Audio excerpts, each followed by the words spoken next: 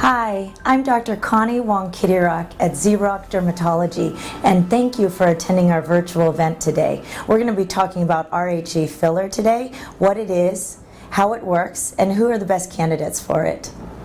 Hi, my name is Dr. Matthew Zaraga, and I'm co-owner and physician here at ZRoc Dermatology in Fort Lauderdale, Florida. First and foremost, I want to thank you for attending this virtual event.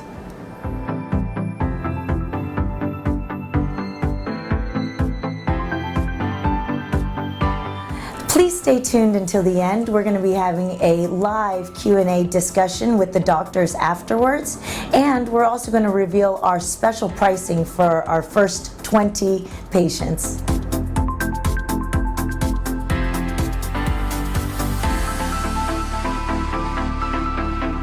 RHA is the latest innovation in filler technology in more than a decade, and the only HA filler FDA approved for dynamic lines and wrinkles.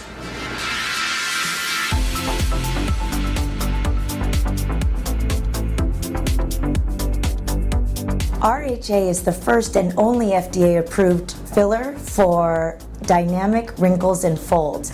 It's FDA approved for areas such as the nasolabial folds, the radial cheek lines, mid-face to lift the folds, marionettes, oral commissures, and the mental crease.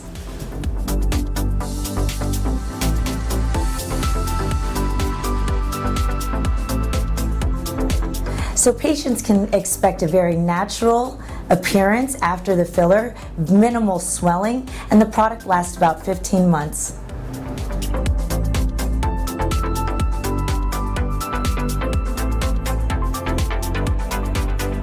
There are many good candidates for RHA fillers. However, the best candidates are going to be those that want to look more youthful and natural, and not necessarily have that overfilled, robust look.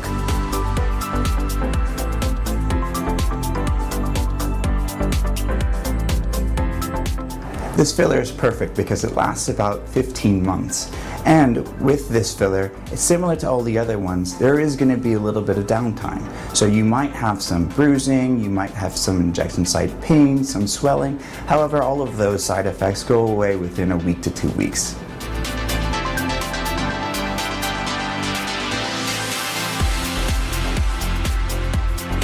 So this is Michelle. She's our model patient for today. We're going to be treating her nasolabial folds here, some of her radial cheek lines, and we're also going to be injecting right into her mid-face to try to lift this fold as well, okay? I'm going to be using a cannula, which I specifically like in this area. So we're going to make our first little incision and insert the cannula.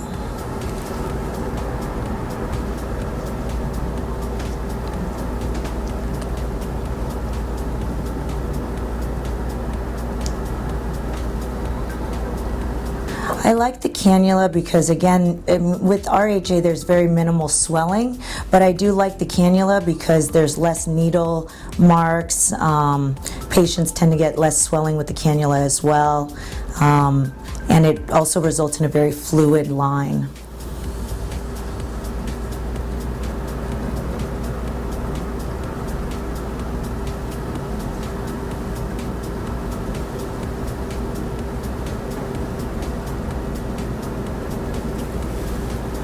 So you can see that augmentation of this nasolabial fold results in less deepness of the fold.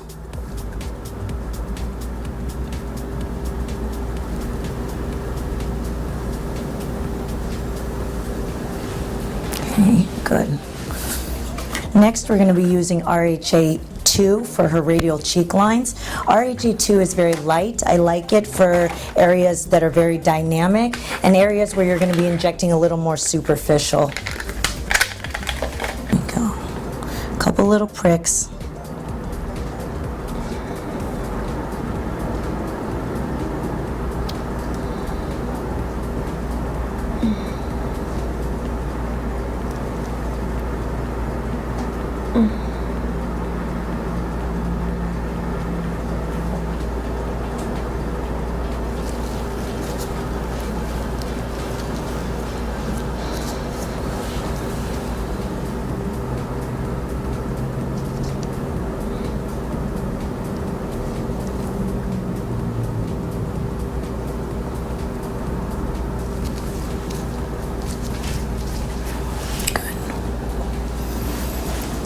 And then lastly, I'm going to be injecting RHA3 right into her mid-face, again to lift a little bit right here.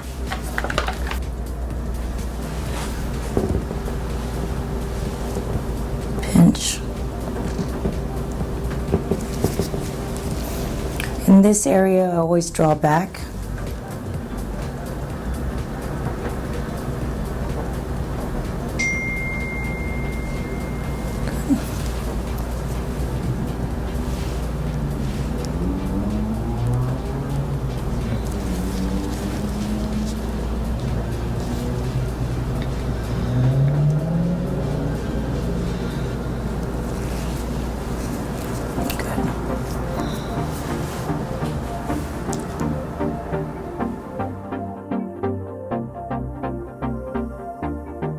So her main concern is her mid-face area. So what we're trying to do, or what we're trying to accomplish with RHA4, which is the thickest of this new line of filler, is to really help lift the mid-face area, which will also soften the nasolabial fold.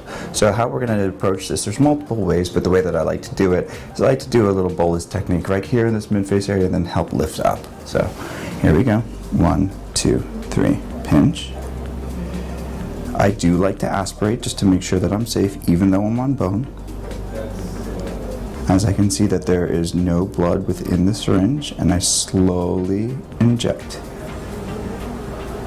I'm doing about 0.1 to 0.2 bolus, and then I like to do this little technique. It's called a J swoop, where you actually move the needle and lift up and put another 0.1 bolus. It seems to help tack that cheek back. So by even doing just that little bit, you can see that it can help with that nasolabial fold. RHA4 is, because it's one of the thickest fillers, I do like it here in this mid-face area. However, in other areas, I do prefer RHA3 and RHA2. Again, I'm going to J swoop it back, still on bone, aspirate, make sure that I'm safe, still on bone, and inject another 0.1. Excellent. So I'm accomplishing the goal that I want, and I obviously don't want to overfill her. That's the beauty about these products, is they're very natural appearing.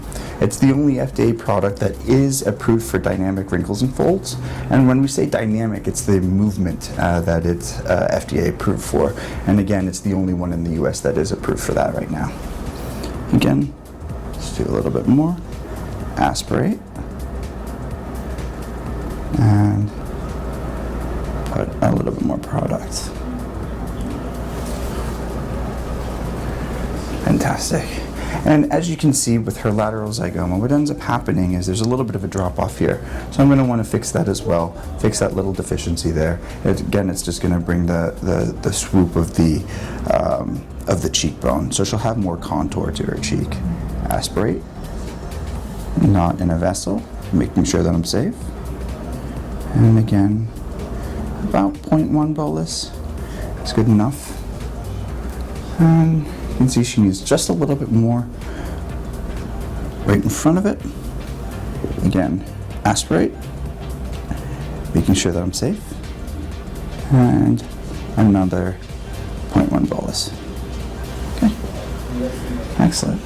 Now, you never want to overcorrect. You always have, or I always like to have my patients come back in a week to 2 weeks once all the swelling goes down. And then if we need to tweak, we need to tweak. Every time you inject with a needle, you're going to cause a little bit of swelling.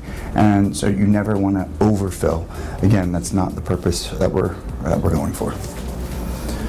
So we're going to switch to another main concern for her is going to be her marionette lines and her mental crease. So we want to smooth out the transition between the jowl and the chin, and by doing so it's going to help soften that so it's not going to be as prominent.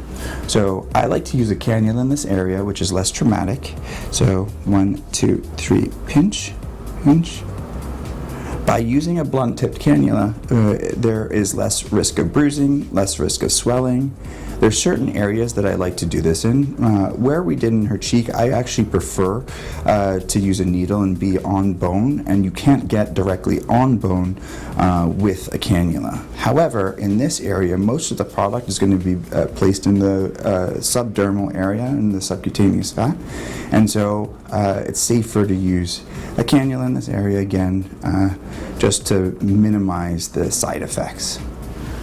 So I've created my entry port. I'm going to prime my cannula.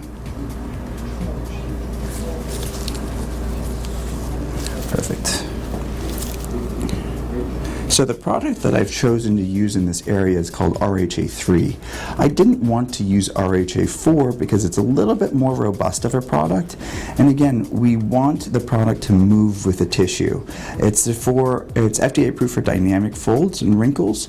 And so I want it to look smooth when she talks. I don't want it to look like there's a lot of product there.